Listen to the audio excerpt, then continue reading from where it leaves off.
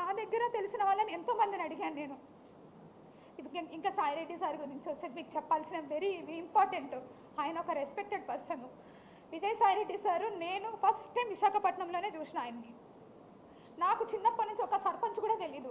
మా రాయలసీమలో నేను నంద్యాల, మా రాయలసీమలో ఆడపిల్లలు దేనికి బయటకు పోయి ఊర్లు తిరిగేది లేకుంటే ఎంఆర్ఓ ఆఫీసులకు తిరిగేది నాకు తెలీదు. నేను ఎన్నడూ ఒక సర్పంచ్ని కూడా చూడలేదు నేను పుట్టి పెరిగినప్పటి నుంచి. ఒక్కసారిగా ఒక ఎంపీ గారు నాకు పరిచయం అయ్యేసరికి అబ్బా ఇలా ఉంటుంది ఒక ఉద్యోగము అంటే చాలా చామింగ్గా చేశాను దాన్ని, చాలా ఛాలెంజింగ్గా చేశాను నేను. ఫస్ట్ పోస్టింగ్ కదా ఎగిరి చేసినాం మేము. సో నేను సార్తో ప్రేమ సమాజం అనే ఒక ఇన్స్టిట్యూషన్ ఉంది, అది ఎండోమెంట్ డిపార్ట్మెంట్లో పబ్లికేషన్ అయి ఉంది.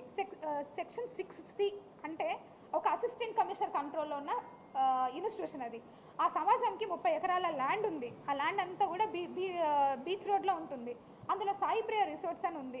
ఆ రిసార్ట్స్ వాళ్ళు 30 ఎకరాల భూమిని వాళ్ళొక్కరే ఎంజాయ్ చేస్తూ చాలా తక్కువ అమౌంట్ నాకు గుర్తులేదు, అప్ టు 5 lakhs లోపే ఉంది. చాలా తక్కువ అమౌంట్ని వాళ్ళు పే చేస్తూ ఉన్నారు. అది నా దృష్టికి వచ్చింది సార్ ద్వారా. సరే అనేసి నేను ఇన్స్పెక్షన్కి వెళ్ళాను. అప్పటికే నాకంటే ముందు ఒక 10 మంది ఆఫీసర్స్ చూసింటారు అలాన్ని, కానీ ఎవ్వరు ఎవిక్షన్ చేయించలేదు.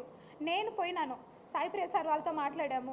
సార్ అన్నారు మేము ఇది వాడుకుంటున్నాం, మిగిలిందంతా కూడా ఖాళీగా ఉందన్నారు. Then I said that sir మీరు అలా ఉన్నప్పుడు మరి మా భూమి మాకు ఇచ్చేయండి, మాకు అప్పచెప్పండి. ఆ ప్రేమ సమాజం వాళ్ళు వేరే వాళ్ళకి అయినా లీజ్కి ఇచ్చుకుంటారు, వాళ్ళు ₹1 బెనిఫిట్ పొందుతారు అన్నారు. మరి మా 2.5 ఎకరాల్లో వాళ్ళు ఆల్రెడీ అప్పటికే 1/4 బిల్డింగ్ వాళ్ళ కళ్యాణ మండపం కట్టుకున్నారు, 3/4 బిల్డింగ్ మన ఎండోమెంట్ డిపార్ట్మెంట్ ల్యాండ్ వాడుతూ ఉన్నారు. సో దట్ ఆ 3/4 బిల్డింగ్కి కూడా నేను చాలా అమౌంట్ నన్నే అడిగారు ఎంత లీజ్ అమౌంట్ అని. నేను రిజిస్ట్రేషన్ డిపార్ట్మెంట్కి అప్లై చేసి అప్పుడున్న మార్కెట్ వాల్యూ ఎంత ఉందో 22.5 లక్ష అమౌంట్, 5 లక్షల లోపల అమౌంట్ కంటే 22.5 లక్ష అమౌంట్ని ఒక్కసారిగా వాళ్ళకి లీజ్కి పెంచేసి అప్పుడున్న కమిషనర్ గారు అర్జున్ రావు గారు ఇచ్చారు. ఇక్కడ నేను ఎవరి ల్యాండ్ తీసుకొని వచ్చాను? ఎండోమెంట్ భూమిగా తెచ్చాను. ఎవరికి ఇచ్చాను? ప్రేమ సమాజంకేగా తెచ్చాను.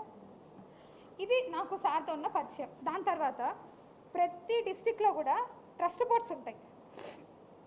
ఎండోమెంట్లో ఏమేమి జరుగుతుందో మీకు కూడా తెలియాలి కాబట్టి చెప్తున్నాను.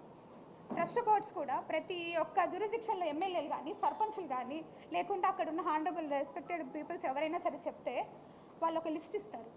ఆ లిస్ట్లో కమిషనర్ అల్టిమేట్ అథారిటీ ఉంటుంది. ఆ అల్టిమేట్ అథారిటీ కోసం సార్ వాళ్ళు కూడా మాకమ్మ ఇవన్నీ కూడా ట్రస్ట్ బోర్డులు ఎన్ని ఉన్నాయో అడిగాను. ఆ విధంగా డిపార్ట్మెంటల్ ఇష్యూసే మాట్లాడినాను సార్తో.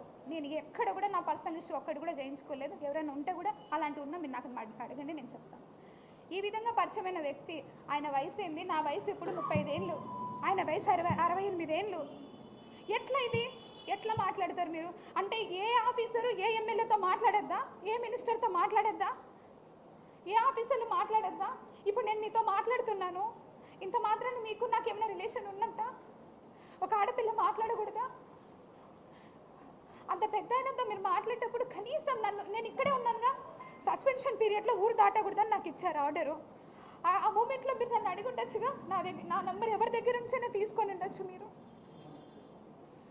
సో మీరందరూ రాసినారు, మీరందరూ మీన్స్ ఎవరెవరైతే ఎలిగేషన్ వేసినారో రాసినారు, బాగుంది.